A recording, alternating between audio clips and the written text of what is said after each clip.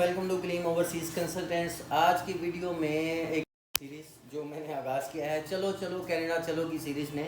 Canada के लिए एक वीडियो है। इसमें आपके लिए इन्फॉर्मेशन ये है कि कई लोग जो मेरे ऑफिस में आते हैं, जो मुझे व्हाट्सएप पे यूट्यूब से मेरा नंबर लेते हैं, व्हाट्सएप पे वैसे आते हैं, तो मुझसे यही सवाल करते हैं कि हमारा कनाडा का वीज़ा लग सकता है। तो वीज़ा तो उनका लग सकता है, और ज़्यादातर वो लोग हैं जिनका वीज़ा ऑलरेडी रिफ्यूज़ हो चुका है।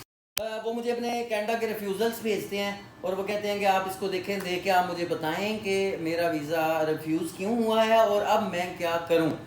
तो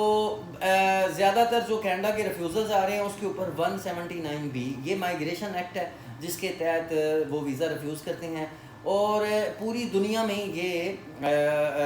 सारे मुल्क, पूरी दुनिया के मुल्क, जब उन्होंने वीज़ा की पॉलिसी चेंज होती है, उन्होंने वीज़ा नहीं देना होता, उनको कोई और बहाना नहीं मिलता। आपकी बैंक स्टेटमेंट नहीं ठीक होती है, आपकी सारी फाइल ठीक होती है, आपके सारे डॉक्यूमेंट्स ठीक होते हैं और उन्हें कोई बहाना नहीं मिलता।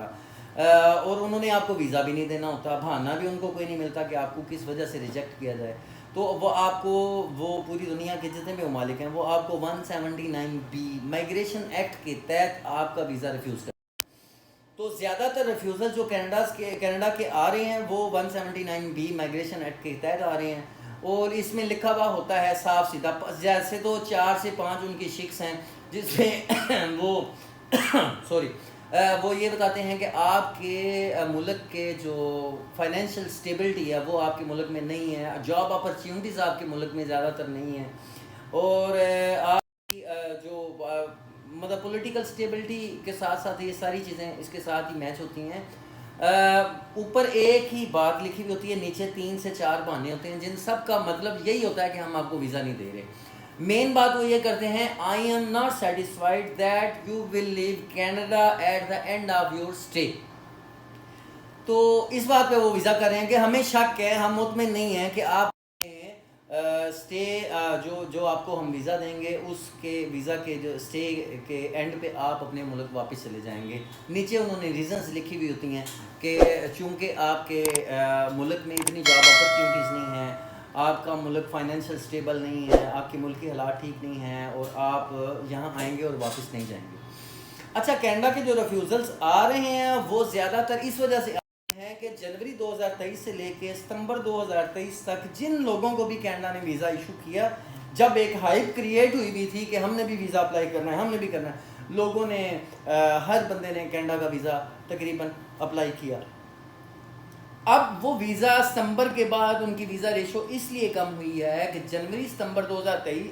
2023 से लेके सितंबर 2023 तक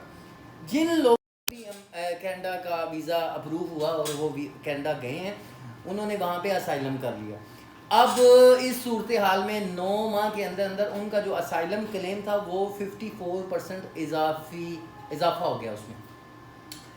इसलिए उन्होंने सोचा कि इधर अगर किसी गरीब आदमी को वीज़ा दिया जाए तो भी उसने असाइलम करना है, मिडल को दिया जाए तो भी असाइलम करना है, हाई फाई को वीज़ा दिया जाए तो भी असाइलम। जब इन्होंने करना ही असाइलम है तो उन्होंने पाकिस्तानियों को वीज़ा जो है वीज़ा रेशो बहुत कम कर दी। मतलब कि इस टाइम जो है 2 से 4% की रेशो चल रही है। 100 में से 2 या 3 या 4 लोगों को वीज़ा जो है वो कनाडा दे रहा है, ज़्यादातर के रिफ्यूज़ हो रहे हैं। अब बात करते हैं इस पे कि जिनके रिफ्यूज़ हुए हैं वो दोबारा अप्लाई करें या ना करें। तो मैं अपने तजर्बे एक्सपीरियंस की बुनियाद पर यही दूंगा कि आप दोबारा कनाडा का वीज़ा अप्लाई ना करें। उसकी एक वजह, आपके रिफ्यूज़ल लेटर के ऊपर एंड के ऊपर एक बात उन्होंने बताई हुई है कि अगर आप का वीज़ा रिफ्यूज़ हो चुका है, आप इसकी अपील या दोबारा वीज़ा अप्लाई कर सकते हैं जब मर्ज़ी करें। लेकिन एक बात उन्होंने बावर करवाई है जिसमें उन्होंने बताया है कि अगर आप इसी फाइल को इसी सर्कमस्टेंस और इसी ट्रैवल प्लान और इसी पर्पज़ ऑफ ट्रैवल के मुताबिक अगर आप वीज़ा अप्लाई करते हैं तो हो सकता है कि हम आपका वीज़ा भी दोबारा से रिफ्यूज़ कर दें। मतलब कि अगर सेम फाइल आप दोबारा अप्लाई करते हैं, सेम डॉक्यूमेंट्स आप दोबारा लगाते हैं, सेम पर्पज़ ऑफ ट्रैवल आप उन्हें पेश करते हैं, तो सेम रिफ्यूज़ल भी वो आपका, पहले तो उन्होंने हो सकता है आपको 2 महीने बाद रिफ्यूज़ल किया, फिर वो आपको 2-3-4 दिनों के अंदर अंदर रिफ्यूज़ कर देंगे।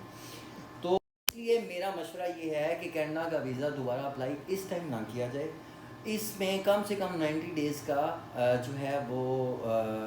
गैप डाला जाए। 90 डेज़ के अंदर अंदर होगा क्या, एक तो मौसम भी तब्दील होगा, दूसरा आपकी जो स्टेटमेंट है वो चेंज हो जाएगी, दूसरा जिन्होंने 21 और 22 के टैक्स रिटर्न लगाए थे अब वो 23 के भी लगा लेंगे, तीसरा आप पर्पस ऑफ ट्रैवल चेंज कर दें, आप सवाए सिर्फ ओंटारियो जाने के आप मॉन्ट्रियल का पर्पस ऑफ मतलब ट्रैवल प्लान दे दें, और आप कोशिश करें जिस तरह कि मैं अब लोगों के अप्लाई करवा रहा हूँ वहाँ पे फैशन गाला के नाम से या आर्ट एंड कल्चर को रिप्रेजेंट करने के लिए वहाँ पे जो कॉन्फ्रेंसेस या एग्जीबिशंस या एक्सपोज का इनकाद हो रहा है आप उसका टिकट लें, उसमें रजिस्ट्रेशन करवाएं और इस में फ़र्ज़ करें आपका कम से कम भी 3 माह या 4 माह का आपका गैप पड़े, उसके बाद आप अपनी टोटल स्ट्रेटजी सारी चेंज करें, पर्पस ऑफ ट्रैवल चेंज करें, ट्रैवल प्लान चेंज करें, आपकी बाकी चीज़ें जो हैं डॉक्यूमेंट्स जो पहले आप नहीं लगा सके थे इस दफ़ा वो नहीं लगाएं, आप होटल की बुकिंग्स अगर 1 या 2 लगानी है तो दोनों लगाएं, ठीक है। आप बताएं कि मैं 2 दिन यहाँ पे रुकूंगा तो 2 दिन यहाँ पे रुकने के बाद 3 दिन मैंने फ़लाँ जगह पे जाकर रुकना है, तो मैं वापस तो 1 दिन में वापस आ नहीं सकता, तो मैंने वहाँ की होटल बुकिंग आप दोबारा उसकी भी लगाएं साथ, ठीक है। ट्रैवल प्लान में आप पूरी तफसील बताएंगे, मैं पहले दिन यहाँ पे जाऊँगा, दूसरे दिन यहाँ पे जाऊँगा, तीसरे दिन यहाँ पे जाऊँगा, 2 दिन यहाँ ठहरूँगा, 4 दिन यहाँ ठहरूँगा, 5वें दिन यहाँ से वापस आ जाऊँगा। तो आप अपना जब ट्रैवल प्लान देंगे तो उसमें आप पर्पस ऑफ ट्रैवल आने का जो मकसद है वो सैर व तफरीह बजाय आप किसी ना किसी कॉन्फ्रेंस या किसी ना किसी एक्सपो या किसी ना किसी एग्जीबिशन को अटेंड करने के लिए आ रहे हैं, आप ये बताएं। 3 से 4 महीने का गैप डालें, और जो जब भी आपने अपनी फ़ाइल सबमिट करनी है दोबारा से, तो कम से कम आप उसमें जो आपने अटेंड करनी है कॉन्फ्रेंस, एग्जीबिशन, एक्सपो, वो आपकी मसलन फ़र्ज़ करें आपने मई में अपनी फ़ाइल सबमिट की, तो आपका जो ट्रैवल प्लान है वो आपका अगस्त का होना चाहिए, कम से कम 2 से 3 माह का आपने उसमें गैप डालना है।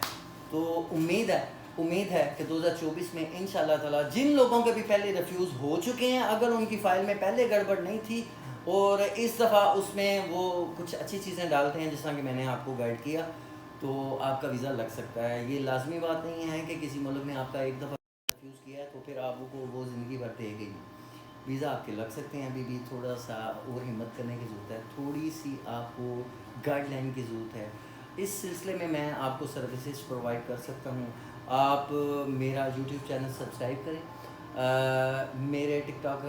आईडी है उस पर भी आप उसको फॉलो करें, और इंशाल्लाह ताला मज़ीद नई इन्फॉर्मेटिव वीडियोस अगर आप देखना चाहते हैं मेरा चैनल सब्सक्राइब करें। मिलते हैं आपसे नेक्स्ट वीडियो में इंशाल्लाह। अल्लाह हाफ़िज़।